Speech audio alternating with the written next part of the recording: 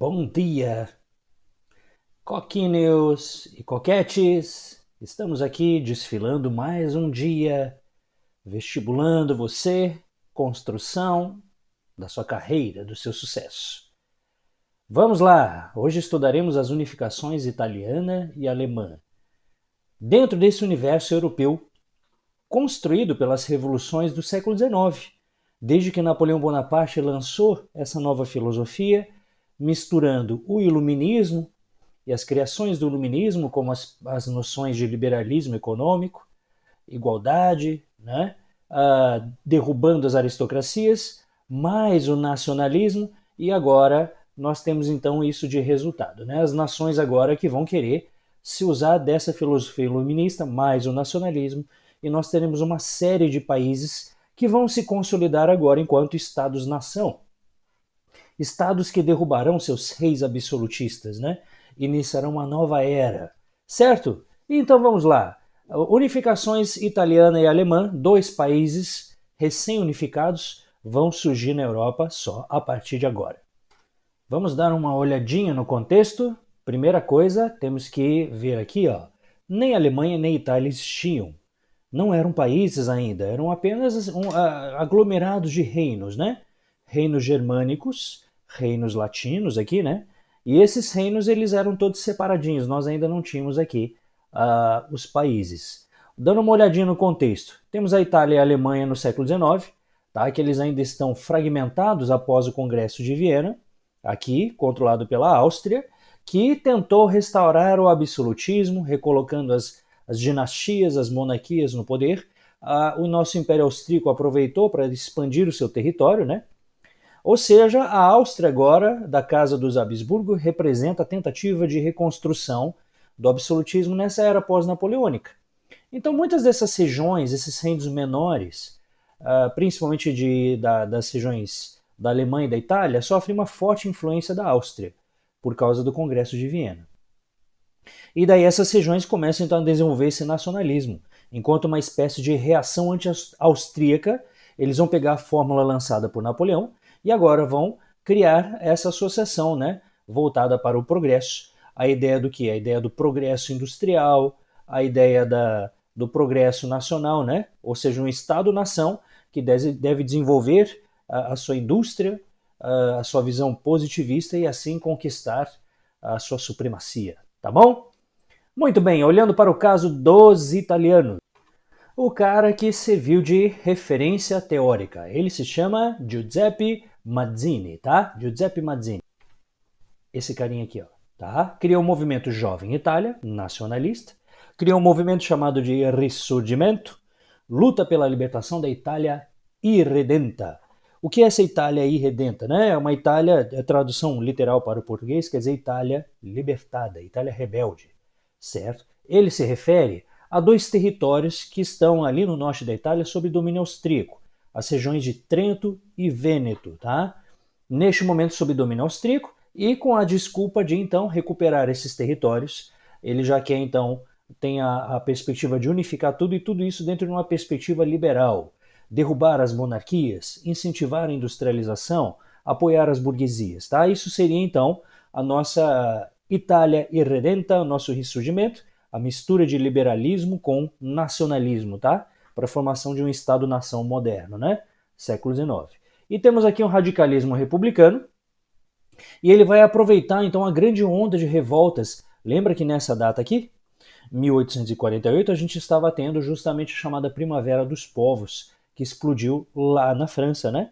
E daí que aconteceu que isso trouxe, então, lá vindo da França, então vai afetar o norte da Itália, certo? E ele vai tentar levar isso adiante, fazendo uma grande onda de revoluções que ele já ia aproveitar para derrubar todas as monarquias, mas isso deu errado, tá? Os líderes, muitos foram presos, esse movimento foi derrotado, e o nosso processo de unificação ele vai levar mais um tempo. As guerras de unificação da Itália, tá? Então, só que, ó, recapitulando, foram inspiradas em Giuseppe Mazzini. O que eu preciso saber desse slide? Giuseppe Mazzini, ele é um liberal e defende a libertação da Itália irredenta, território sob domínio austríaco, tá? Esse é o ponto central desse slide aqui. E as guerras de unificação? Agora, as pessoas que vão lutar pela unificação, inspirados em Giuseppe Mazzini, certo? Elas vão começar suas agitações principalmente aqui, no reino chamado Piemonte, que fica bem aqui na fronteira com a França, né? Dá para entender as influências, principalmente ideológicas, que estão vindo dos movimentos que ocorrem na França, desde o Iluminismo, a Revolução Francesa, as revoluções do século XIX, a Primavera dos Povos. E daí que acontece? O reino de Piemonte já era um reino progressista, já era um reino constitucional, certo? E nós temos um primeiro-ministro chamado Conde Cavour, que vai aqui iniciar uma guerra, tá? Para derrotar esses outros reinos aqui, para que justamente todos eles se unifiquem em torno do reino de Piemonte. Então o reino de Piemonte vai criar um exército e vai descer combatendo esses reinos aqui. Principalmente o quê? Porque esses reinos aqui estão sofrendo uma forte influência austríaca, né? Então ele precisa basicamente expulsar a presença dos austríacos aqui e anexar esses reinos aqui para que se juntem todos eles num único reino. E ajudando o Conde Cavour, que é esse cara aqui, o nome dele era Camilo Benso, tá? Mas ele foi nomeado Conde Cavour. Nós temos outro cara que veio por aqui, ó. Ele desceu por baixo. Essa seta vermelha aqui, tá? Quem foi? Um conhecido nosso, chamado Giuseppe Garibaldi. Esse cara aqui, em 1845, lutou aqui no Brasil. Tá? Em 1845 ele lutou aqui no Brasil, na Revolução Farroupilha.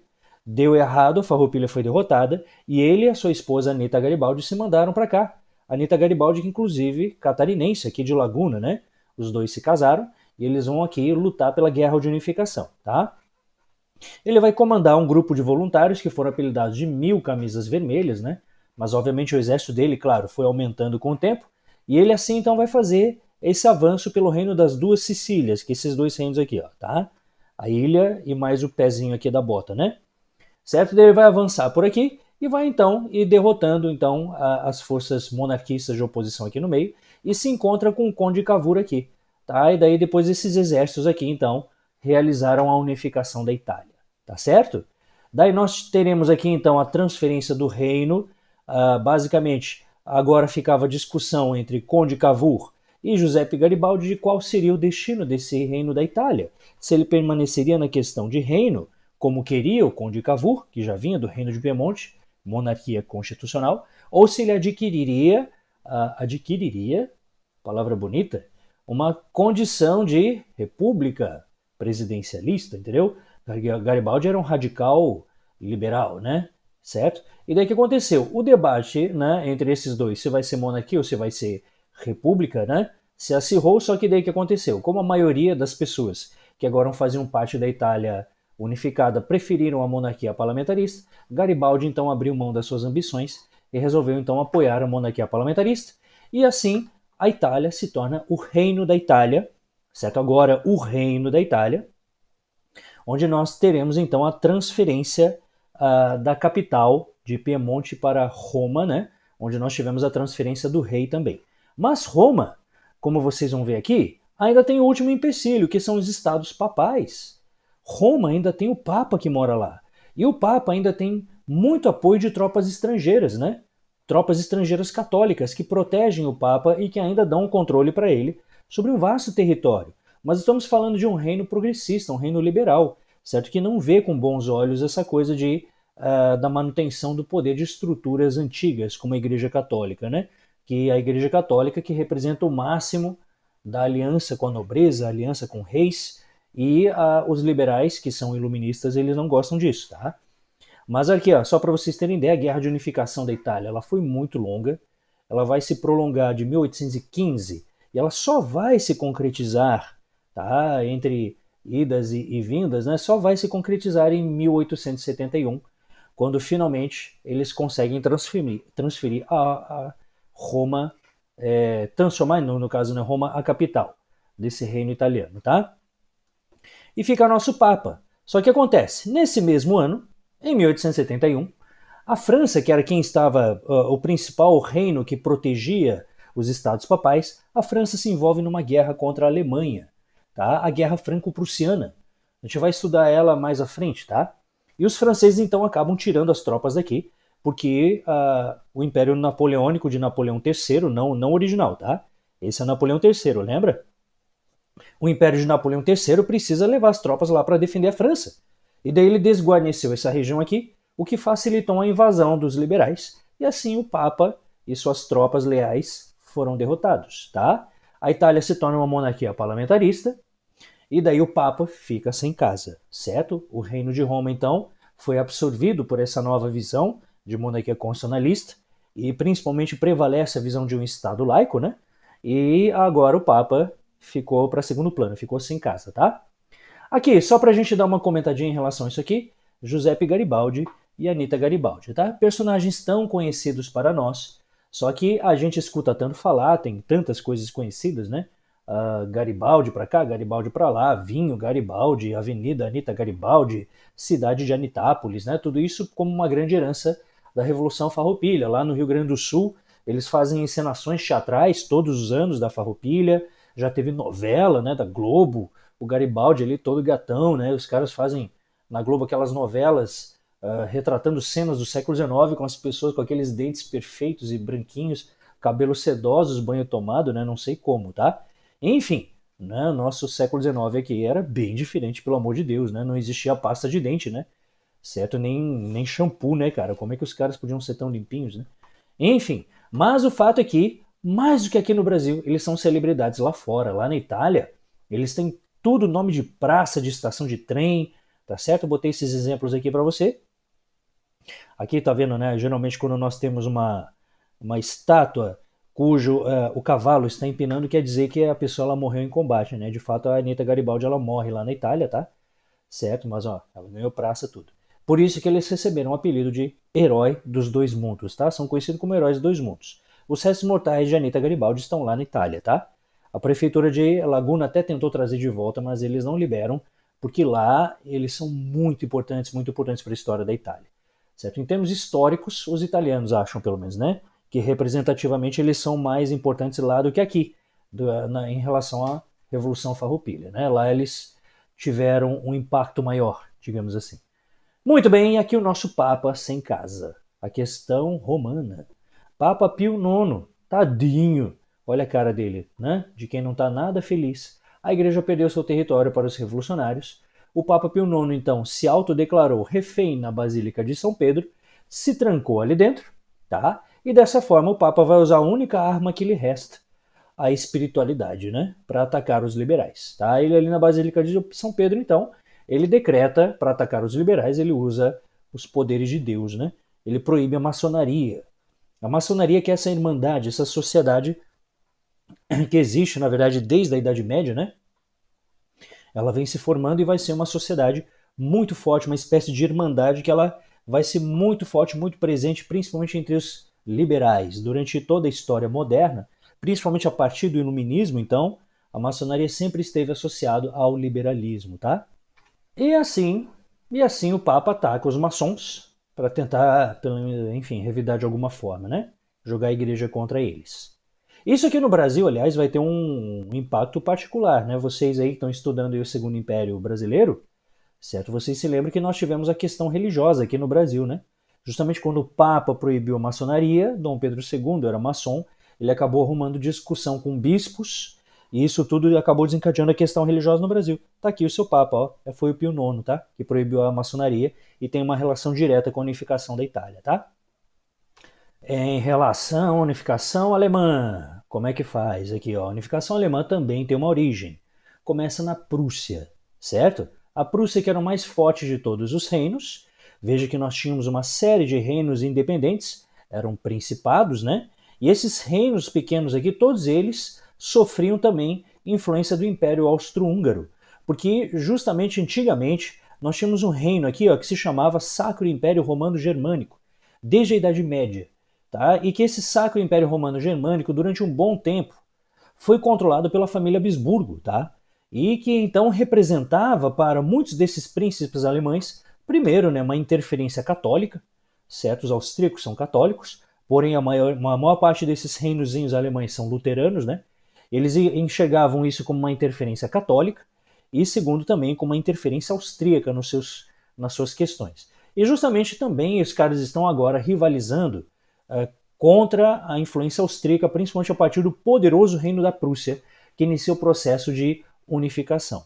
A Prússia também tem um primeiro-ministro, se chama Otto von Bismarck, ficou conhecido como chanceler de ferro, tá? E a carinha desse vovô mal-humorado, né? Esse vovozinho alemão estressado aqui, isso aqui já diz muita coisa, certo? Veja que o capacete do exército prussiano tem essa lança aqui em cima, né?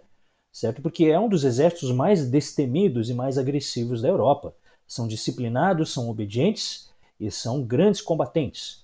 O cara guerreia, atira, não tem mais bala, ele usa baioneta, quebrou a baioneta, ele tira a espada, luta, e a hora que quebrou a espada, ele né? Aí usa o chifre, né? Enfim, tá? Esses caras aqui não é um exército fácil, não. E daí já dá para você prever como é que vai funcionar a unificação alemã. Né? Já pegou a ideia? Vai funcionar através de um fortalecimento militar.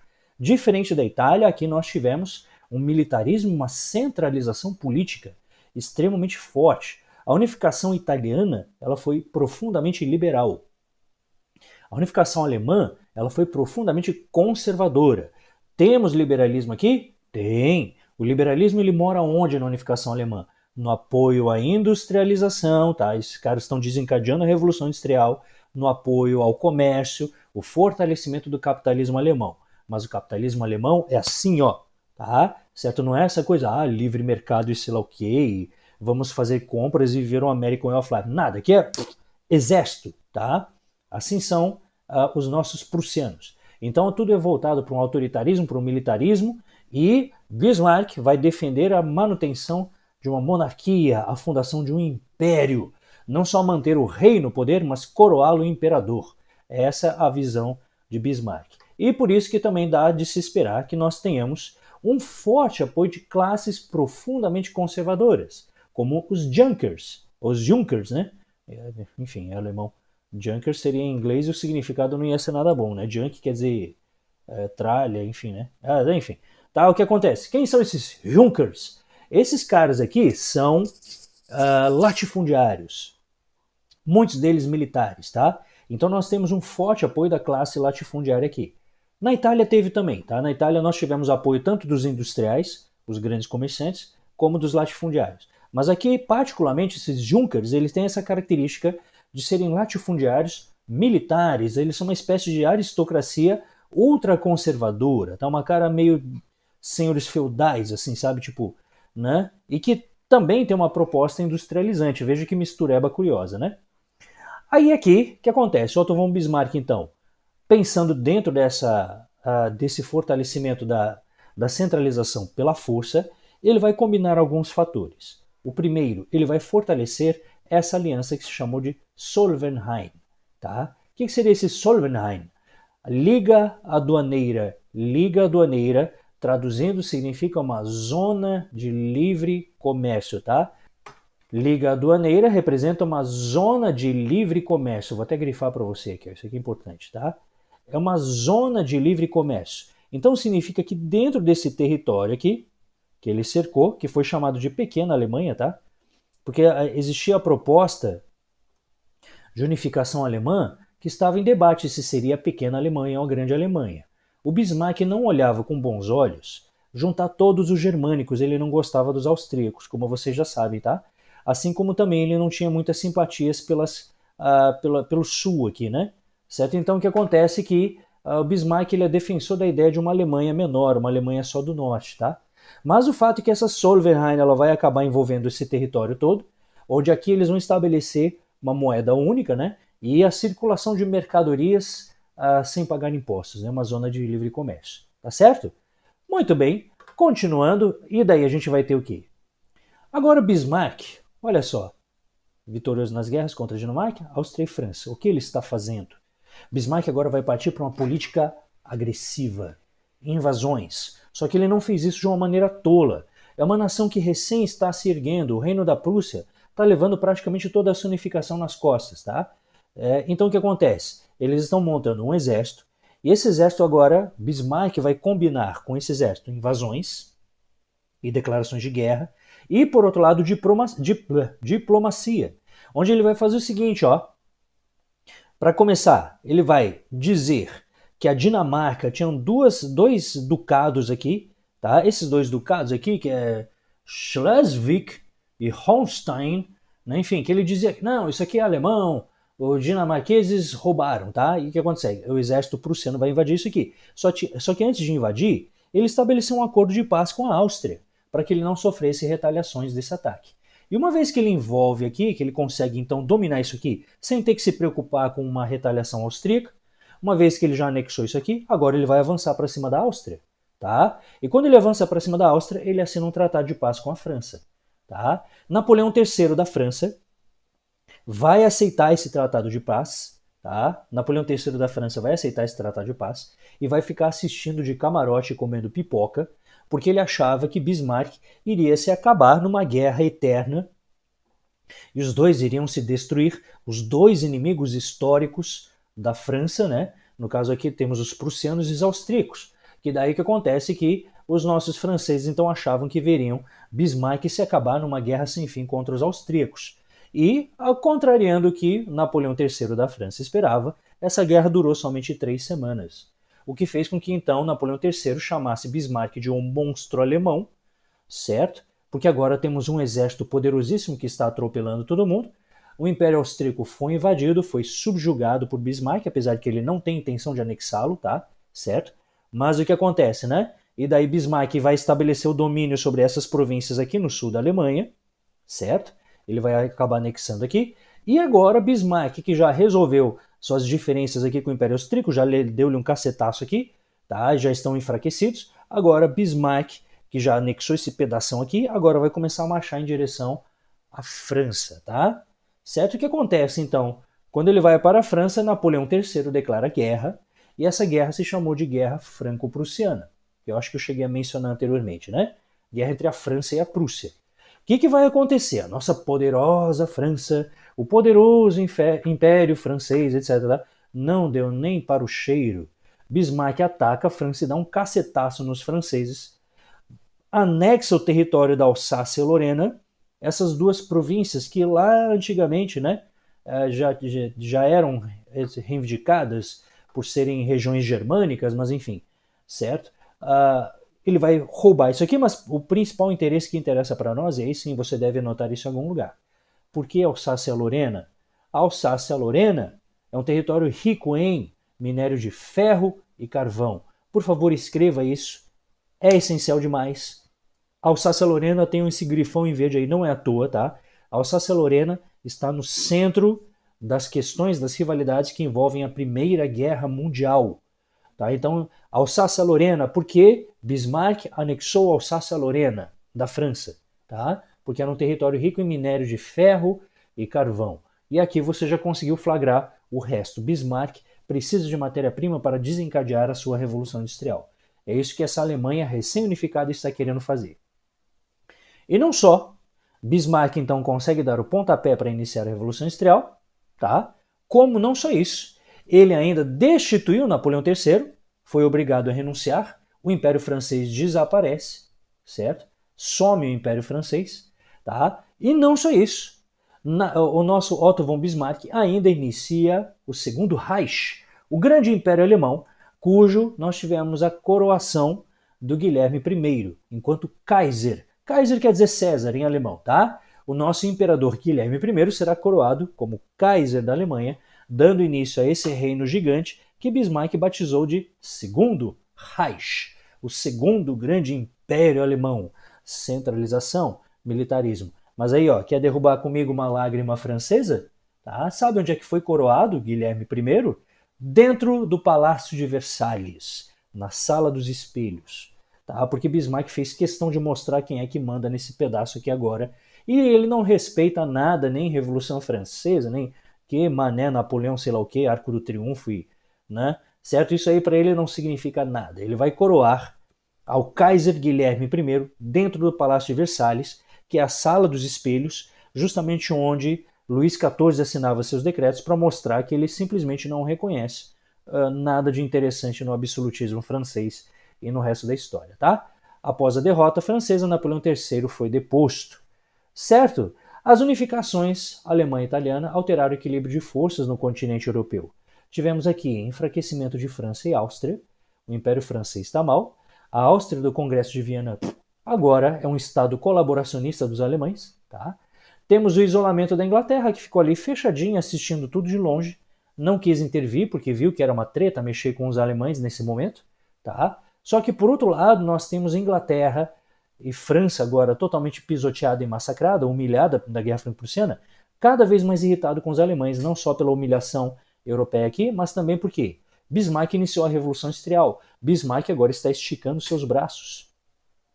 Para onde? Ocupando territórios ao redor do mundo. Chamamos isso de imperialismo, a gente vai discutir isso em breve, tá?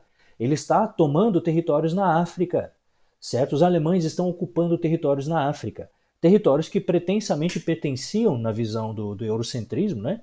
Pertenciam à Inglaterra e à França, né? Que estão se sentindo roubadas. E agora a Inglaterra está olhando para os alemães como seu grande novo rival, né? Certo? E esse novo sistema de rivalidades aqui vai feder, tá? Vai feder. Enfim, nós temos aqui o fortalecimento dos nacionalismos. O nacionalismo aqui, nesse caso, tem uma relação direta com a xenofobia, o racismo, o ódio às nações estrangeiras, porque justamente nós estamos misturando duas coisas, o nacionalismo e a concorrência econômica, certo? Os nossos capitalistas aqui deste período, do nosso período monopolista, né?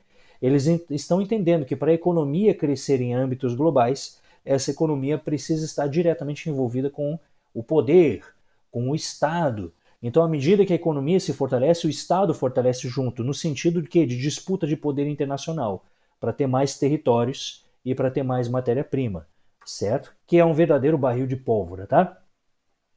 E daí você tem um aumento das rivalidades. Franceses estão ressentidos com os alemães estão fazendo propaganda de que o segundo Reich é o que existe de melhor, é a nação central do universo e sei lá o quê, tá certo? Os ingleses estão se isolando, mas enfim que agora estão odiando os alemães também, e os austríacos que estão ali sob domínio alemão, né? Enfim que tá todo mundo se olhando feio agora, tá? E enquanto isso na França, para a gente encerrar essa aula, eu ainda tenho mais um evento trágico. Na França nós tivemos isso aqui, ó, a Comuna de Paris. Assim que os franceses perderam a Guerra Franco-Prussiana, certo? Nós tivemos aqui um presidente que foi colocado no poder. Ele se chamava Adolphe de Thiers, tá? E que acontece que esse presidente, ou Thiers, enfim, esse presidente era um presidente colaboracionista, tá? Onde ele está governando uma república agora que foi recém-fundada após a queda de Napoleão III. Preste atenção, após a queda do Segundo Império Francês, com a deposição de Napoleão III, foi fundada uma república com um presidente chamado Adolphe de Thiers. Mas esse presidente ele é um presidente colaboracionista. Isso foi feito por articulação do governo alemão. Então vocês devem imaginar como que a população francesa está se sentindo. A maior parte da França é tudo zona rural, mas o que acontece aqui em Paris, não. Aqui em Paris você tem uma grande massa de operários, onde nós teremos uma mobilização. Os operários ocuparam Paris porque eles não reconheciam a autoridade desse presidente, porque esse presidente ele é um presidente colaboracionista com os alemães, da qual os parisienses sentem que sofreram tamanha humilhação, né? Aí eles são contra o acordo de paz com a Prússia, e daí que acontece que esses caras cercaram Paris de barricadas, que nem aconteceu em 1848, só que dessa vez os sindicatos estão mais organizados, né? E agora nós teremos uma profunda influência do socialismo marxista aqui. Tá? O governo da Comuna de Paris é considerado o primeiro governo efetivamente socialista a tomar o poder. A Primavera dos Povos de 1848, 20 e tantos anos atrás, ela não é ainda considerada socialista, porque dentro daquele movimento tinham sim socialistas utópicos ali no meio. Karl Marx estava escrevendo no mesmo ano o Manifesto Comunista, mas nós tínhamos muitos liberais ainda misturados no meio, tá? Era uma grande bagunça, uma grande mistura de ideologias. Tinha um caráter muito operário a Primavera dos Povos, mas era uma bagunça de ideologias. Aqui efetivamente nós temos uma ideologia marxista predominando, tá? E esses caras efetivamente estão tentando fazer uma revolução proletária dentro do molde marxista. Por isso que nós consideramos o nosso primeiro governo socialista dentro dos moldes do socialismo científico. Esses operários tomaram o poder, cercaram Paris e ficaram aqui tentando fazer um governo popular. Decretaram leis trabalhistas, como, bom, enfim, né? Estão fazendo reformas para consolidar o que eles acreditam ser a ideologia, aquilo que seria a sociedade ideal dentro dos moldes marxistas. Igualdade civil entre homens e mulheres, fim do trabalho noturno, pensão para as viúvas e crianças e assim vai, tá? Ok? São reformas para beneficiar a classe trabalhadora, mas o que aconteceu? Esse movimento ele fica isolado em Paris, vieram as tropas prussianas com o apoio das tropas francesas que estão vindo do interior, liderados pelo presidente Adolphe Thiers, tá? Esses caras cercaram Paris e o que acontece? A cidade sitiada começa a faltar alimentos, grupos começam a rivalizar-se entre si, enfim, que o enfraquecimento da cidade de Paris permitiu a invasão, tá? E essa invasão ela foi muito trágica. Então, na verdade, nós só tivemos alguns meses de governo comunista aqui, certo? Alguns falam alguma coisa perto de 4 meses de governo, mas que terminou de forma trágica com a invasão, tá, pelo exército francês junto com o exército prussiano, e terminou com a morte de 20 mil pessoas, 20 mil comunards foram assassinados, tá? 15 mil presos, muitos deles que não tinham nem envolvimento com esse movimento aqui, mas que acabaram sendo assassinados, né? Enfim, tá? Terminou de forma trágica. Essa foi a trágica experiência da Comuna de Paris, e assim nós tivemos a restauração da República Francesa com Adolphe Thiers. Ok? Então, esse é o resultado da nossa unificação alemã e italiana. E a gente já consegue imaginar como que esses fatores aqui vão conduzir aos eventos que virão logo a seguir com o início do século XX, tá bom? Gente, muito obrigado até aqui. Tem uns exercícios para vocês aqui embaixo, nos slides, se vocês quiserem resolver por aqui. Tem mais exercícios? Bom, enfim, tu já sabe de tudo, tá? E eu vou ficando por aqui, eu vou deixando um grande abraço para vocês e eu aguardo vocês na nossa próxima aula, tá bom? Eu tô com saudades, tá? Essa pandemia não tá fácil, né? Essa quarentena. Vamos que vamos. Vamos resistir firmes e vamos superar isso aí tudo. Grande abraço. Tchauzinho, povo.